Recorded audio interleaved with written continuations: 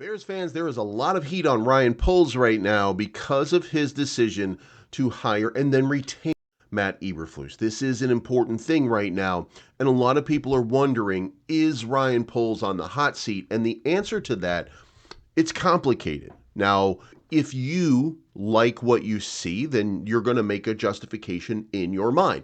Just like a lot of people, Kurt Warner's, people like that have made it known that, hey, you know what? I have no problem with Matt Eberflus not running any additional plays because anything could happen and anything could cause this team to go backwards 5 yards, a false snap. Well, listen, the reason that you're worried about that is because you did not discipline this team properly to not make boneheaded blunders. So at issue here is maybe if you did your job the correct way, Matt Eberflus, then we wouldn't have to worry about situations like that, about losing 5 yards. And by the way, the range of 46 to 51 yards if we lost 5 yards on that play, the range right there doesn't change Cairo Santos' accuracy, despite the fact that you lied about it on the podium and said it didn't make any difference a couple of yards. Well, if it didn't make any difference a couple of yards, why does it make a difference in your explanation?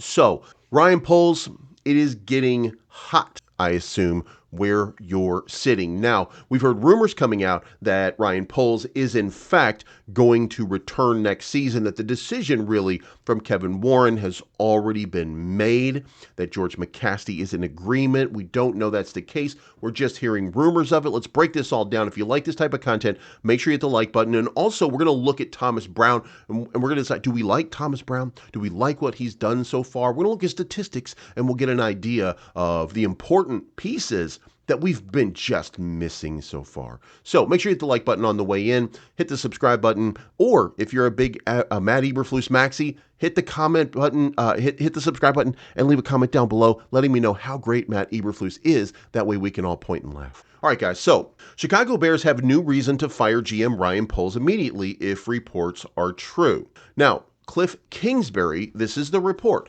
is that Cliff Kingsbury didn't want the job. Now, why did Cliff Kingsbury, who is Caleb Williams' coach at USC, why did he not want the job? Well, it turns out that he didn't want the job because he didn't want to work with Matt Eberflus, and he thought that he would be a lame duck and that he would be put into a situation. Eberflus is making decisions on the field that are costing the Bears a chance of winning close games. But make no mistake, he isn't the only incompetent decision maker. The Bears need to clean house quickly. Now, this is, somebody talking about what's going on and why, we're rushing to judgment from this. But the important part to it is to recognize that Cliff Kingsbury, the guy that, this should have been number one. We should have gotten the guy that was coaching Caleb to begin with because he was coaching the kid into a Heisman level performance. Most likely, that's a great opportunity, especially when you have that chance, right? Which, by the way, it's playing out pretty well for Jaden Daniels, isn't it? But here's the problem. The problem with Cliff Kingsbury is that Cliff Kingsbury is not a conservative approach guy like Shane Waldron was.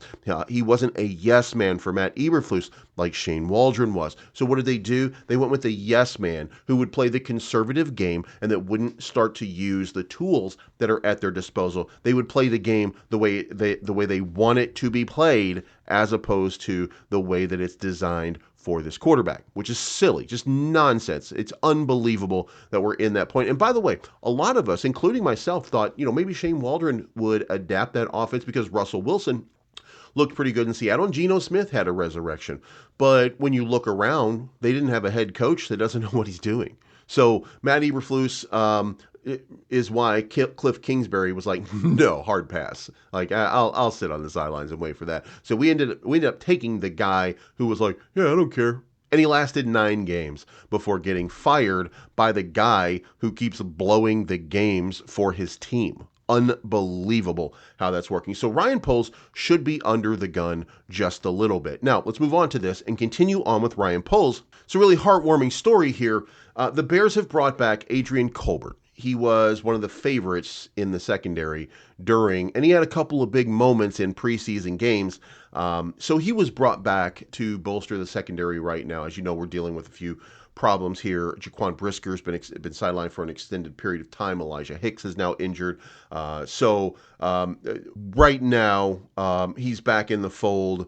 So, and this, by the way, if you remember, if you were watching Hard Knocks, this is the one that caused Ryan Poles really to just start to tear up because he liked the way that Adrian Colbert played. He liked what he saw on the field. There just wasn't a roster spot for this guy. So, we'll see what happens there. But Elijah Hicks most likely not going to be able to go, which would mean that Jonathan Owens probably gets the start, which means that we need a serviceable backup. Adrian Colbert becomes that backup. So we'll have a little bit of depth on the roster at that time. So Ryan Poles bringing back one of the guys that we really liked in the preseason. So at least for that, shout out to Ryan Poles. Now let's move on from Ryan Poles for a moment. And let's talk about, again, the clown show that is Matt Eberflus, because guys, I can't even stress this enough. The Bears are now submitting the Packers game-sealing blocked field goal to the league office.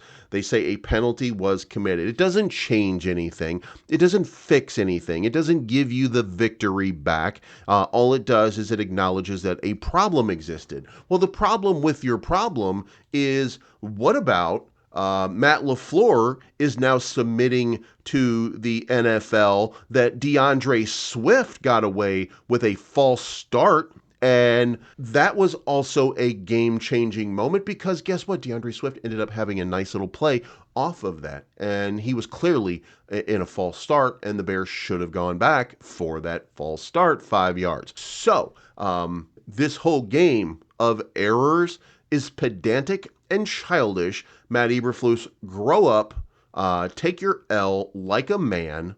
I mean, at least whatever you identify as. I don't mean to judge you. Okay, whatever you identify as. Take your L like whatever you identify. It's crazy here that we're arguing right now and we're having a conversation about, well, I'm submitting it to the league. It's going to be just fine. I think that we're going to do a great job. What we're going to do is we're not going to run very many plays. Look, this is silly, right? And I mean, oh well. You lost, but hey, the league knows you lost now. Stupid.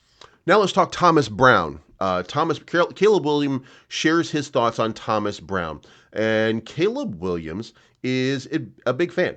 Okay. As soon as the play happened, and he's talking about there was a previous play here. Williams said as soon as the play was over, the coordinator was on the headset immediately. Here we go. Speaking to the media after the game, Williams pointed out what the differences were between Brown and Waldron. One of the big ways was his quickness in getting the play calls to the quarterback at the line of scrimmage to make adjustments, giving him an opportunity to perform. When it comes to the speed in which Brown was getting the plays in, Williams said as soon as one play was over, the coordinator was on the headset immediately afterwards calling the next play. The quickness of those play calls allowed Williams more time to relay the call to the offense, dissect what the defense is doing, and call an audible if need be.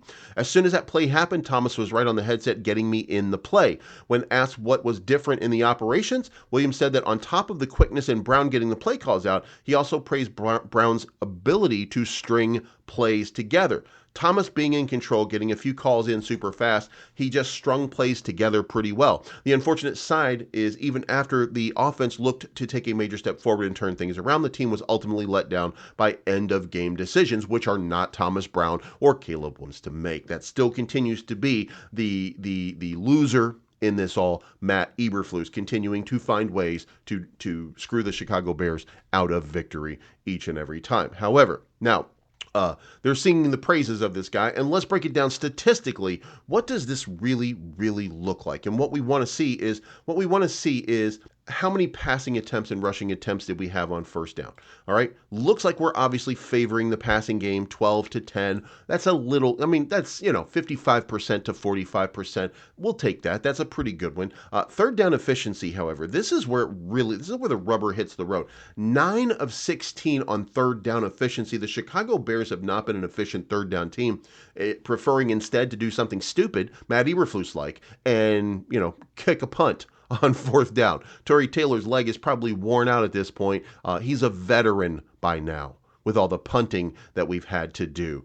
Sorry, Caleb. But 9 of 16 on third down, which means that we're calling good plays. Not only are we calling good plays, we're calling good first and second down plays to get chunks of yardage in order to continue our drives. Not only that, we were 3 of 3 on fourth down, which means that we put ourselves in good situations every single time. I harken back to, we were, I think, 3rd and 16, and Caleb Williams throws for about 13 yards, gets us to a manageable 4th and 3 before he makes a really good pass to Rome Odunze. Both passes, by the way, to Rome Odunze. But the point is that we put ourselves in situations where we had an advantage. We had a clear and present advantage in the way that we were playing this game. Now, total plays, 68 plays, we'll take that.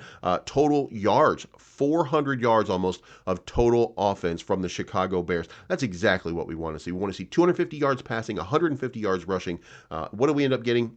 We got 179 yards rushing. I'll take it. And 212 yards passing. I will also take it. Now, we did have 3 sacks. We're still giving up sacks, but Caleb Williams, 2.62 in the number of seconds to make a decision and get the ball out of his hands. He was looking like Justin Fields. He was holding the ball too long. He was not getting the ball out.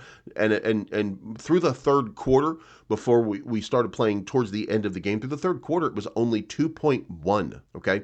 So he was holding on to the ball a little bit more in the fourth quarter, trying to find open men, trying to win a game, and sometimes that does take a little bit of time. He also took 2 sacks in that fourth quarter doing that. However, overall, 2.62, that's going to put him at or near the top of the league in terms of time to get the ball, 3-step drop, throw the ball, let your playmakers make plays. Now, and that's what happened. We let our playmakers make plays. Now, when you look at rushing attempts, 5.3 yards. Also, no fumbles lost, no interceptions thrown. We did not have a bad game overall. I mean, listen, this ball control, absolutely 36 minutes of time. We didn't expect that to happen with the Green Bay Packers, but it did. Matt Eberflus the game away, but we were the superior team for most of this game on this field. More yardage, more third down efficiency, more fourth down efficiency, a good mix of running and passing plays, yards per play. That's where it really gets interesting here. Yards per play. This defense is good, but it's gonna have to be a better team at stopping the run. I don't know what happened. This was the number 1 rushing defense last season. It just isn't anymore. You might say Justin Jones was the difference maker there. Javon Dexter, a little more adept at passing, and the fact that Andrew Billings not in the game right now. He takes up a lot of room, takes up a lot, and he is a big boy, not in the game as well. So, it might be just a little change in that front 4 that's made a bit of a difference, but on the other hand, we had a better pass rush. You saw Jordan Love getting a lot of pressure on him. Now, he handled pressure very, very well, but, I mean, they only put up 20 points. I mean, they didn't blow anybody away with their numbers. So, ultimately, I think that, when you look at the Chicago Bears right now, you're sad, you're mad, you're upset. Matt Eberflus is very bad at his job. He's not good. But the team is still playing hard, and that means that Matt Eberflus is probably going to shock some people. He's probably going to shock Minnesota this week. He's probably learning a very hard lesson right now in that your conservative, stupid approach to playing this game is not tailored to your team. Your team is smarter than you are, and that is ridiculous. What you need to do is get out here and start playing to win and not trying to not lose game, because it makes you look stupid. Hopefully,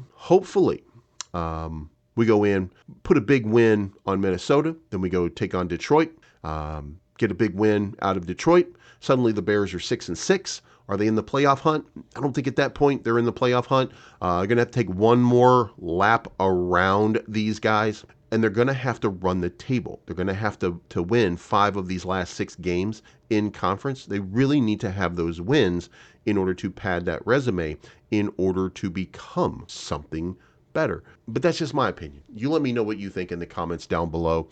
Thomas Brown did a fantastic job, in my opinion. Matt Eberflus did dog shit, in my opinion, and cost his team a victory again for, I want to say, the 9th straight time. This guy's the worst coach in 1-score games in the history of the NFL.